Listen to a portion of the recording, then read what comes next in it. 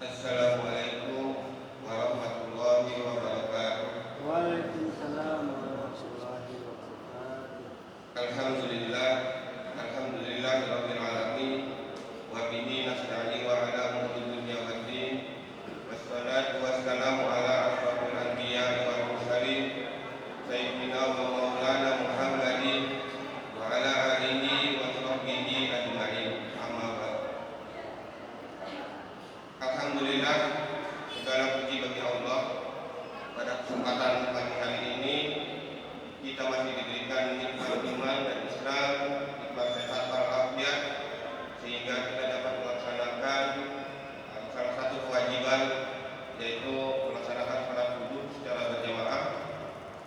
Salawat serta salam senantiasa tercurah limpahkan kepada junjungan alam habibana wa nabiyana Muhammad sallallahu alaihi wasallam, pada keluarganya, sahabatnya, dan umatnya hingga akhir zaman. Bapak dan Ibu jamaah rahimahumullah, pada kesempatan pagi hari ini izinkan kami menyampaikan sedikit apa yang saya ketahui. Mungkin kalau berkaitan dengan Ramadan sudah banyak para ustaz ulama gitu ya, memberikan berkaitan dengan masalah-masalah ibadah puasa Ramadan. Yang pertama, pada kesempatan ini izinkan saya untuk mengucapkan kepada para jamaah yang ingin pada hari ini mudik, yang mudah-mudahan nanti di kampung bisa selamat sampai tujuan dan bisa menjalin silaturahmi dengan keluarga. Yang kedua, berkaitan dengan Ramadan itu adalah bulan yang spesial. Kenapa dibilang bulan spesial? Karena di dalam ayat Al-Quran surat Al-Baqarah surat 63 di situ Allah menyatakan, ya ayyuhalladzina amanu, hai orang-orang yang beriman. Panggilan ini adalah dikhususkan bagi orang-orang yang beriman. Jadi bukan kata-kata ya ayyuhan nas. Kalau ya ayyuhan nas berarti seluruh manusia.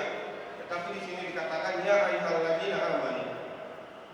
Berarti ini adalah panggilan yang memang spesial bagi orang-orang yang beriman.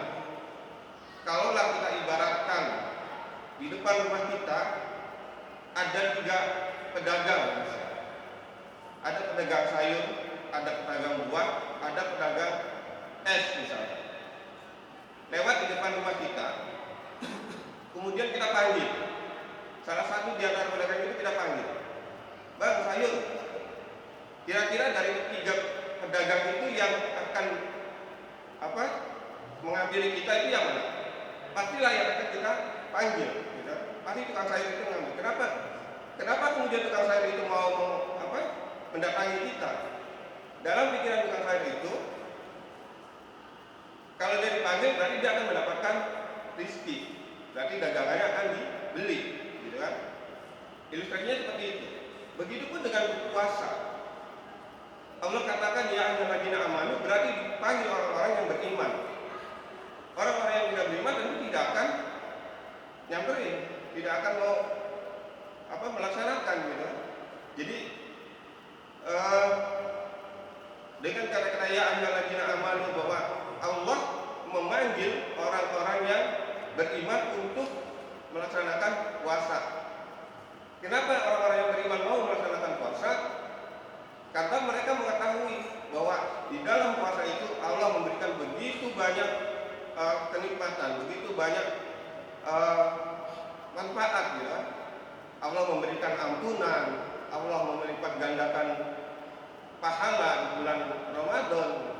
Jadi kalau pada bulan suci Ramadan ini masih ada orang-orang yang mengaku beriman, tetapi mereka tidak mau melaksanakan puasa atau ibadah-ibadah yang lain, maka sejatinya dia tidaklah memenuhi panggilan apa yang Allah perintahkan. Jadi kita ibaratnya seperti tadi, kalau tukang sayur itu harusnya kan dia dipanggil oleh kita, berarti dia bahagia kan? Seharusnya dia berbahagia karena dia merasa akan mendapatkan rezeki. Begitulah seharusnya kaum muslimin, begitu menyambut Ramadan, mestinya lah dia menyambut dengan rasa gembira dan bahagia. Ada satu kisah, ya ini terlepas tadi yang saya sampaikan, kisah ini terjadi di tahun 2000. Terlepas kisah ini benar atau tidak, tapi kita bisa ngambil ibrohnya. Kisahnya itu terjadi tahun 2000. Salah seorang ulama dari Maroko, beliau itu bermimpi bertemu dengan baginda Rasulullah SAW. Dalam mimpinya, baginda Rasulullah SAW berpesan kepada ulama ini, sampaikan kepada si fulan bahwa dia adalah salah satu penduduk surga. Awalnya ulama ini tidak percaya dengan mimpinya, tetapi di malam kedua beliau bermimpi kembali dengan hal yang sama. Sampai di malam yang ketiga beliau pun kemudian bermimpi kembali dengan hal yang sama juga. Maka dengan rasa penasaran, kemudian ini bukanlah sesuatu yang biasa. Kemudian beliau bertekad bulan berikutnya beliau umroh, gitu ya.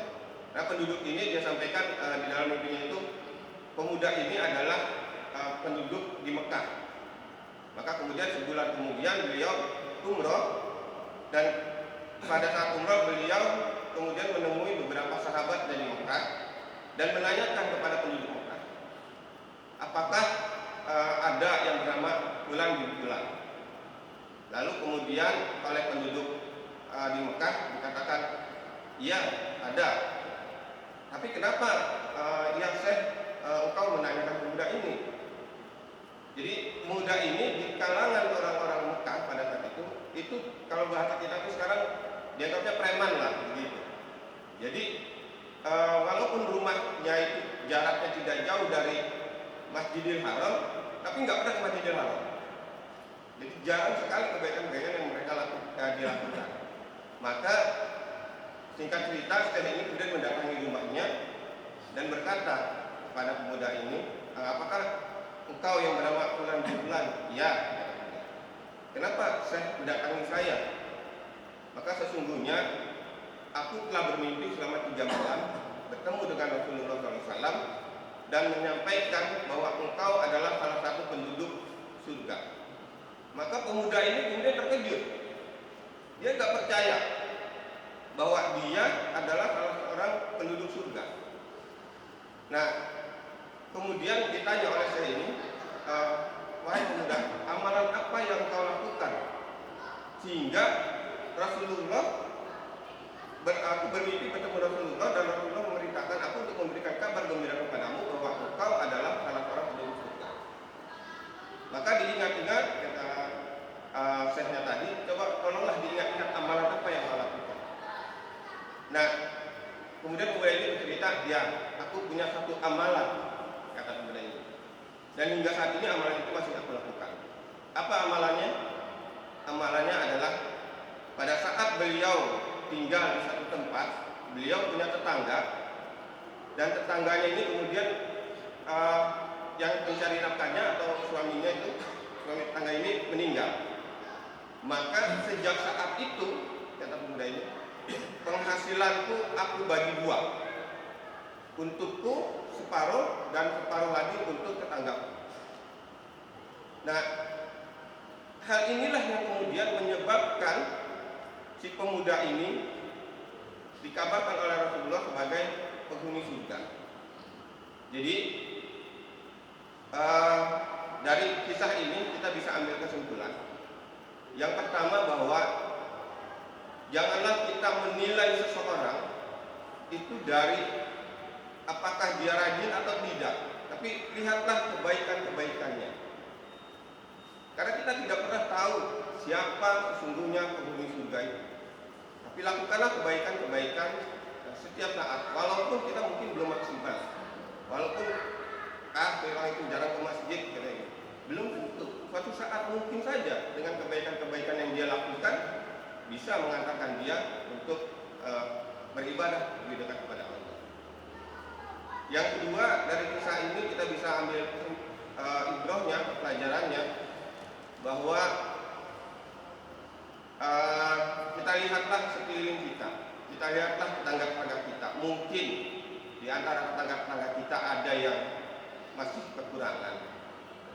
Kalau kita punya kelebihan, berbagilah.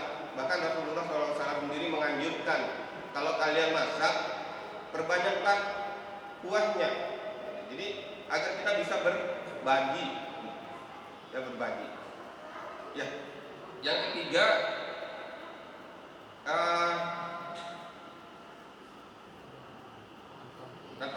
dengan anak yatim itu kita harus dekat gitu ya.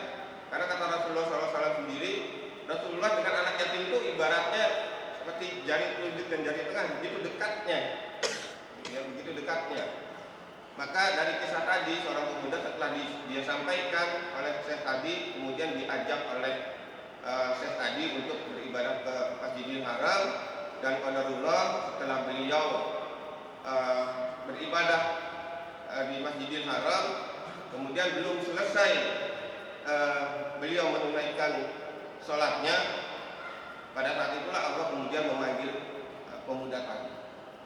Jadi ini hanya sekedar kisah yang diceritakan oleh seorang ulama dari Maroko. Mudah-mudahan dari kisah ini di bulan suci Ramadan ini, apalagi di malam-malam terakhir ya, 10 hari terakhir, sudah tinggal kurang lebih 4 atau 5 hari lagi kita melaksanakan sholat Idul Fitri kan. Maka marilah kita manfaatkan semaksimal mungkin malam-malam terakhir ini, jangan kita lewatkan. Apalagi malam ini, di malam 10 hari terakhir ini ada malam Lailatul Qadar ya.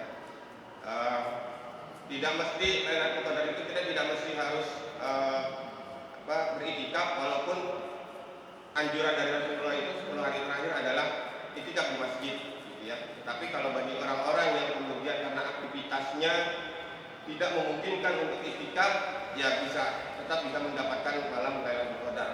Ya, berbuat kebaikan dan kebajikanlah di 10 hari terakhir. Ya, mungkin itu saja yang bisa saya sampaikan pada kesempatan pagi hari ini. Mudah-mudahan ada manfaatnya, wabil khusus bagi saya pribadi dan umumnya bagi jamaah sekalian. Saya tutup dengan istighfar, hamdalah